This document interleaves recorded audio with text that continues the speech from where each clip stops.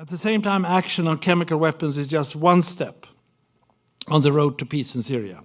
After all, the killing with conventional weapons goes on.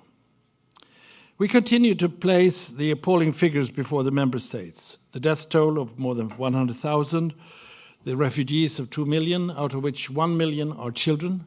Think about that. 1 million Syrian children are refugees in neighboring countries. There are 4.5 million people displaced inside Syria, and we have seriously underfunded humanitarian appeals. About 45% of what we need has come in terms of disbursement of money.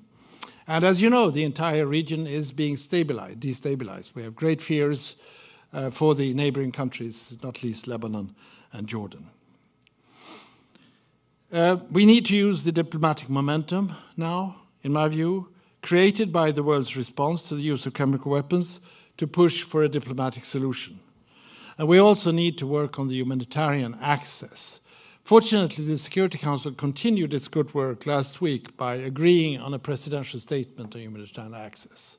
That has to be translated to concrete action on the field. The situation is horrible. There are areas, there are cities that are completely isolated where starvation is critical, and the conditions are absolutely horrifying.